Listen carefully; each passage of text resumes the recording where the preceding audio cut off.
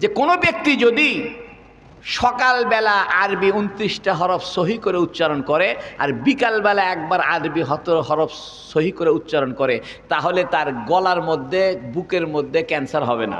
সুবহানাল্লাহ। তা মানুষে কইছে, হাই হাই তুমি খ্রিস্টান, মানুষটা কও কি? খ্রিস্টান ডাক্তার বলে আরবি হরফ 29টা, মাখরাজ জোরে কন 17টা। আরবি হরফ কয়টা? মাখরাজ কয়টি? 17টি। ওই ডাক্তার বলতেছে আরবি হরফ হলো 29টা হরফ, 29টা হরফ 17টা জায়গা থেকে উচ্চারিত হয়।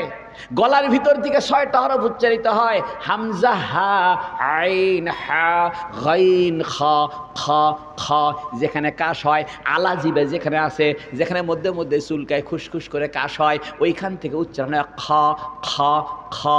নুন নাকের মধ্যে ঝনঝন করে, ঠিক কিনা? লাম জিব্বার আগা তালুর সঙ্গে লাগে, দদ জিব্বার গোড়ালি মারির গোড়ার সাথে লাগে, ওয়াও ঠোঁটটা ফাইন করে গোল হয়ে যায়, হা হামজা বাতাসটা বের হয়, হামজা বুকের বাতাস বের হয়ে যায়। ওই ডাক্তার বলতেছে আরবি হরফ 29টা, তবে 17টা জায়গা থেকে উচ্চারিত হয়। কোনো ব্যক্তি যদি আরবি 29টা হরফ উচ্চারণ করে, তাহলে তার গলার মধ্যে, বুকের মধ্যে, দাঁতের মধ্যে, জিহ্বার মধ্যে, মারির মধ্যে 17টা জায়গা নড়াচড়া করবে। কারণ আরবি 29টা হরফ উচ্চারণ করতে চাইলে শরীরের কয়টা জায়গা নড়াচড়া করবে? 17টা। ডাক্তার বলতেছে, খ্রিস্টান ডাক্তার, সে লিখতেছে আমি বহু গবেষণা করে দেখলাম পৃথিবীতে আরবি ভাষার মতো সুন্দর ভাষা হতে পারে না। উচ্চারণের দিক থেকে, অর্থের দিক তো আছেই, উচ্চারণের দিক থেকেও আরবি ভাষার মতো কোনো ভাষা হতে পারে না। কয় কেন? কয় আরবি ভাষা মানুষের গলার ব্যায়াম হয়ে যায়, বুকের ব্যায়াম হয়ে যায়, নাকের ব্যায়াম হয়ে যায়, দাঁতের ব্যায়াম হয়ে যায়, জিহ্বার ব্যায়াম হয়ে যায়, গোড়ালির ব্যায়াম হয়ে যায়। ও বন্ধু, ওই ডাক্তার বলতেছে কেউ যদি সকালবেলা আরবি 29টা হরফ পড়ে, বিকালবেলা 29টা হরফ সহি করে উচ্চারণ করে, তার গলার ব্যায়াম হয়ে যাবে, নাকের ব্যায়াম হয়ে যাবে, তার গলার মধ্যে জীবনে কোনো দিন ক্যান্সার হবে না। তা আপনি এখন যদি চিন্তা করেন তা আমিও কাল থেকে কোরআন শরীফ পড়া শিখবো যাতে ক্যান্সার না হয়, একটা সওয়াবও হবে না, একটা সওয়াবও হবে না। কারণ আপনি কোরআন শরীফ পড়বেন কাকে খুশি করার জন্য? আল্লাহকে খুশি করার জন্য।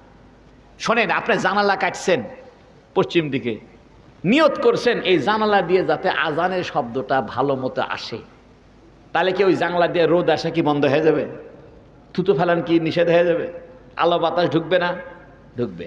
আপনি যদি নিয়ত করেন যে আমি জানালা রাখছি এই জানলা দিয়ে যাতে আজানের শব্দটা ভালো মতো আমার ঘরে ঢোকে, তাহলে আপনার আলো বাতাসও আসবে, থুতু ফেলাতে পারবেন, রোদও ঢুকবে, কিন্তু নিয়ত ভালো হওয়ার কারণে সওয়াব পেয়ে যাবেন। যেরকম ঠিক কিনা? আর নিয়ত করছেন জানালা কাটছি, থুতে টুতে ফেলানো লাগে, আলো বাতাস আসানো লাগে, তাহলে অত সওয়াব হলো না। কিন্তু ভালো নিয়ত করলে সওয়াবটা বেশি হবে, ঠিক কিনা? একটা কথা বলি, আমরা তো রাস্তা দিয়ে হাঁটাহাঁটি করি, ঠিক কিনা? হাঁটাহাঁটি করতে কয়েক ডায়াবেটিস যাতে না হয় হাঁটমু, ডাক্তার বলে দিছে আধা ঘন্টা হাঁটো, তাহলে ডায়াবেটিস হবে না, আপনার সওয়াব হবে না। আর যদি মনে মনে নিয়ত করেন জিহাদ হবে, একদিন কাফেরের সঙ্গে জিহাদ করতে হবে, এই জন্য আমার শরীর ফিট হওয়া দরকার, আমার শরীরের মধ্যে শক্তি ঠিক রাখা দরকার, জেহাদের নিয়ত করে যদি সকালবেলা হাঁটাহাঁটি করেন, তাহলে আপনার আমল নামায় একটা জেহাদের সওয়াব লেখা হবে।